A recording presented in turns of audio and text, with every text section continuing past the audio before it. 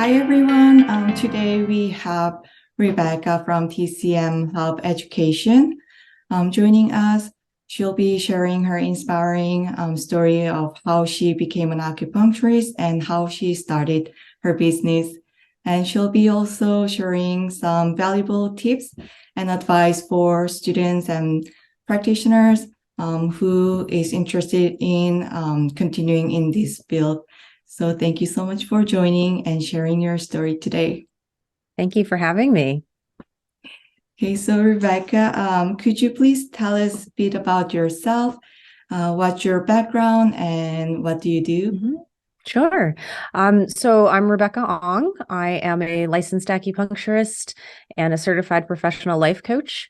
I graduated from the New England School of Acupuncture in 2007 and started practicing right away. I practiced primarily orthopedic acupuncture, and I had a practice in Boston until 2019. And since then, I have, pivoted my focus from patient-centered care to now practitioner-focused care, I guess we can call it. We do, with TCM Hub, we do clinical education. And then the way that we're different is that we also, and this is my contribution to the company, is we also focus on clinician development. And what that means is that we focus on clinicians because they are people. Doctors are people, just like our patients are people. And this particular field, for the majority of you, you are self-employed, running your own businesses, also being doctors. And that can be a very challenging combination for a lot of people because they're two very different archetypes. And so not everybody, business is a skill, just like practice or learning to be a doctor. These are skills that you have to learn, but you also have to learn skills in how to run your business. And so there's a lot of challenges that come up with that, mental, emotional, and then also the practical side of practice management. So that's the area that I focus on for clinicians.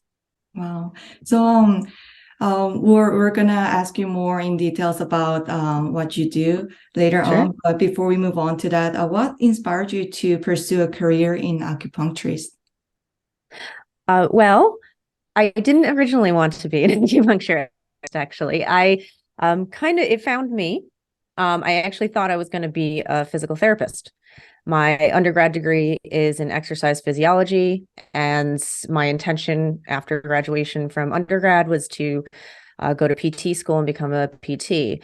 And in that time of the 4 years of undergrad, by the time I had graduated, the PT field had just like exploded, and it was becoming very saturated very quickly.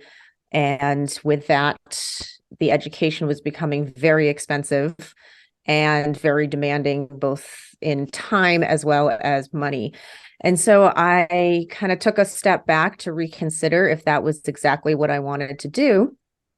And in that time, I played around with different areas of healthcare. I worked in the fitness industry. That was my first job out of college. I was a nurse's assistant because I come from a family of nurses.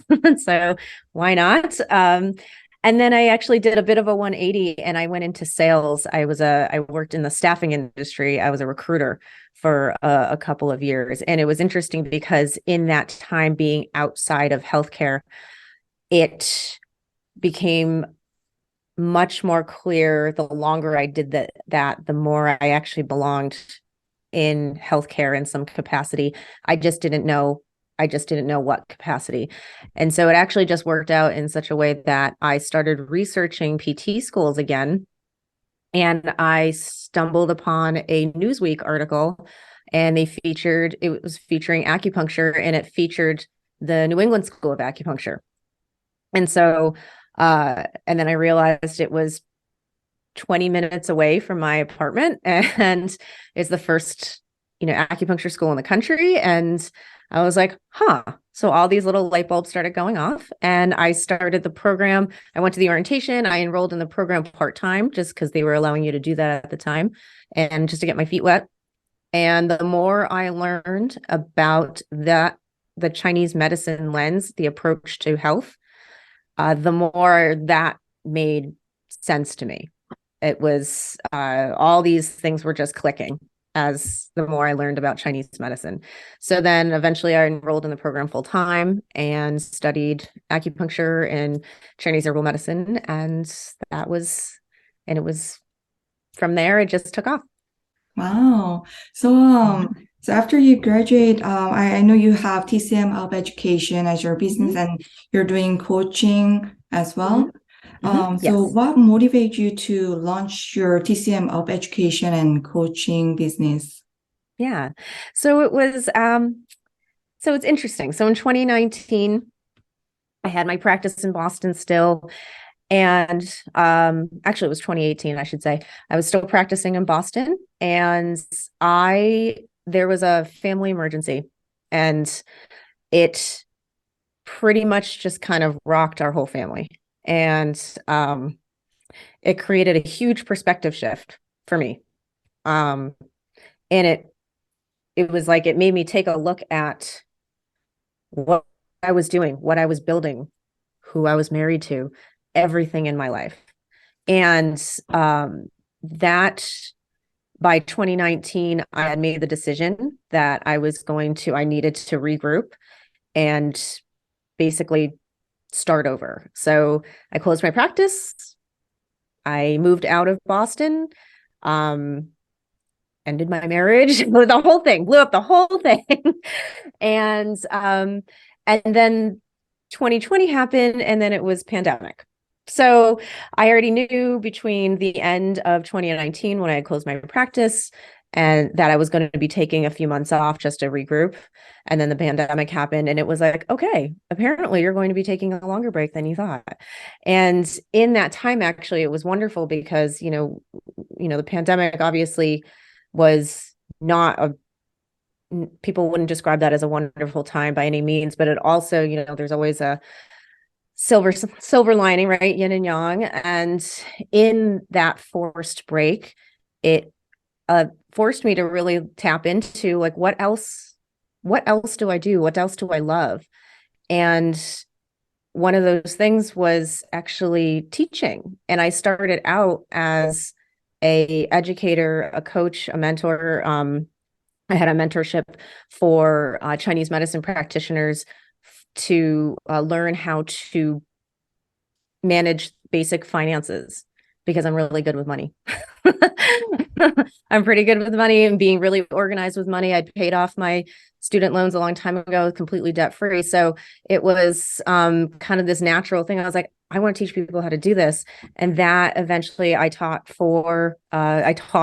that class for TCM Hub. And then it just kind of turned into, I became part of TCM Hub, and now I am CEO of TCM Hub. So that's really how it started. Wow, that's amazing story. That's Yeah. really, really amazing. Thank you for sharing A that. little different. A little different. So Um, so do you have any tips? I'm sure you have a lot of tips and advice. But do you have any like important tips and advice for those looking to start their own acupuncture business? sure. I have a lot of advice to start their own business. So because this is actually a part that a lot of people skip, whether they're starting an acupuncture business or any business, any endeavor, is to first identify what, like, your future self. And what I mean by that is, who do you actually want to be after all is said and done? What do you want to have contributed to the world? How do you see yourself? Like, really just envision this person, your future self. Who are they? What are they like? What are their values? What would you be building this business for? Because this is where people do get hung up, is we graduate from school, we open up a practice, and we basically just dive right into survival mode. We just try to make enough money to keep the lights on and pay ourselves and pay our families and whatnot. And we kind of just run into this survival mode, right? And what ends up happening is that you grow your business, you have these milestones, you grow your business, you hit a milestone, you're like, okay, and then you just keep going, and next milestone, next milestone, next milestone. And along the way, people lose sight of what they're doing it for in the first place. And so they make the mistake that whatever the idea of the successful business, the successful practices, that is the end result, that is the destination. Your practice, the way you earn your living and the way that, the way that you earn your living, that's just your means to getting to your destination. It's not the destination itself. And so I think that's where a lot of people start falling into burnout. Because even after just like, a short 5 years in practice, because they're just running and running and running, trying to achieve this idea of what success is, because they think once they hit that success, then they will be happy. But creating a successful business and creating a happy life have nothing to do with each other. So I want people to really, as they're embarking, really get an idea of not just envisioning what their business is, but envisioning what their life is, what they want their life to be in the end. How much time do you have with your family? What do you have a family? All that stuff. Get really specific and then everything that you do from here on is you have to audit and question, is this getting me closer to that ideal self? So that would be my advice. Well, I think that applies to everyone. Yeah. It's super important because, like I said, a lot of people get very caught up in the business, and it's so important to be enjoying the journey along the way to your destination. Right. And we just did a podcast about this exact subject called arrival fallacy. When you hinge on achievements to be the thing to bring your happiness, you're going to be constantly searching, you're going to be constantly climbing and never feeling that actual satisfaction. So, wow. So do you have for students, so what advice would you give to those currently studying in acupuncture school and studying Eastern medicine right now? So what I would let you know is that actually trust in your education, because when you get out, you're going to be good enough to practice and to help people feel better. Once you're out of practice, then you can start taking continuing education and build your skills up, maybe find your specialty, if you choose to do that. But just know that you're gonna be fine when you graduate.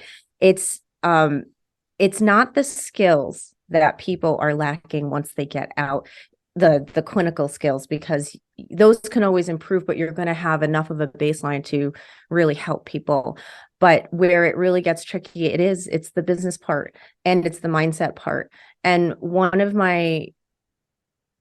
the biggest pieces of advice that I've ever gotten is to be willing to fail. And so what that means is, if you're willing to fail, if you're willing to feel some discomfort, if you're willing to take risk, then those are the people that really succeed. They're willing to fail. So that would be my biggest piece of advice for any student about to embark on their career. Just be willing to fail, because you either win or you learn, right? Yeah. Because failure is only if you quit. And failure is essential in the growth process, because whenever you do fail, you learn something, right? So, and that's the only way to learn, is try something, fail, try something, fail, try something. This works. Keep doing that. Try something new, etc. So be willing to fail is my biggest piece of advice. Oh, that's really great advice, because I think that's the biggest fear I have still. having those fears of failing, but it's if you don't try, if you don't fail, then how can you move forward? Right. If you never fail, it means you never tried, right? Yeah. Right. So, and this is the thing. It's like when we talk about failure, we think of it as like some terrible thing. And I think we really do need to reframe the idea of failure. We need to reframe it as something to be celebrated because it means you tried something and you did something. Yeah. And so too many people are hiding their gifts because they're afraid to fail. And so, but you have all these gifts and you have this great contribution to the world.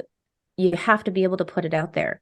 And sometimes you have to have that risk. And here's the thing. This is what I always tell my coaching clients.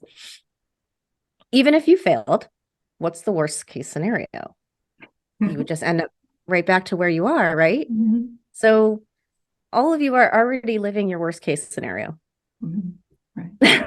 So Thank you. you may as well try, right? Mhm.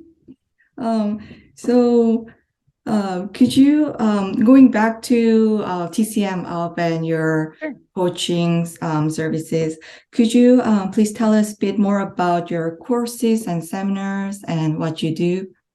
Sure. We have a lot of offers. One of our biggest, our flagship offer right now is called Harmonize. And we have one coming up, we have one coming up in April 28th, 29th, 30th in Charlotte, North Carolina. And what this is, the 3-day training where we teach you how to practice herbal medicine efficiently and effectively and quickly, and also integrate it into your practice. TCM Hub, in terms of clinical skills, we do focus solely on the practice of Chinese herbal medicine because everybody practices acupuncture, right? And some people also study herbs. And those people that did study herbs studied their butts off. And then you get into practice and you just kind of let that herbal medicine component of your practice fall off for various reasons.